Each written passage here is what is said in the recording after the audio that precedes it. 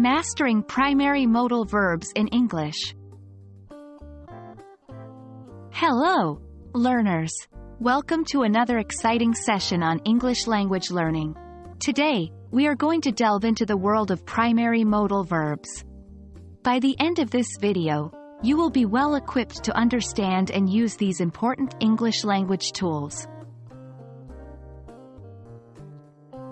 Modal verbs are special types of verbs that we use to show things like ability, possibility, permission, and obligation. They are helping or auxiliary verbs that give additional information about the main verb in a sentence.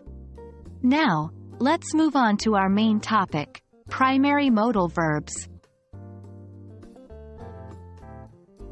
There are 9 primary modal verbs in English.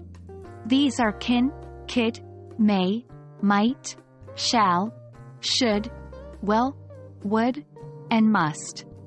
Unlike regular verbs, modal verbs do not change their form according to the subject and do not have an ing or ed form. Each of these primary modal verbs has a unique function. Let's go through them one by one. Can. We use can to express ability, permission, or possibility. For example, I can swim. Could is used to express a past ability, polite request, or possibility. For example, I could swim when I was younger. May. We use may to express permission, possibility, or to make a suggestion. For example, you may want to check the weather before you leave.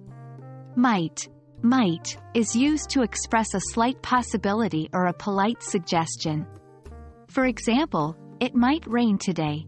Shall is primarily used to make suggestions or offers, or to ask for advice. For example, shall we go to the park? Should. We use should to give advice, express expectation, or talk about what is right or correct. For example, you should study for your test. Will is used to talk about future events, make promises, or express a spontaneous decision. For example, I will finish my work tomorrow. Would is used to talk about hypothetical situations, polite requests, or past habits. For example, I would go to the beach every day if I lived near the coast. Must. We use must to express obligation, deduction, or strong recommendation. For example, we must wear a seatbelt for safety. Now that we understand these modal verbs and their uses, the key to mastering them is practice. Try to incorporate these verbs into your daily English conversations and writing.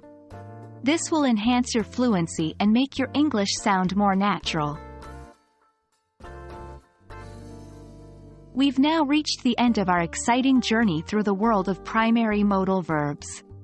I hope this video has been helpful and you feel more confident in using these verbs in your daily English communication.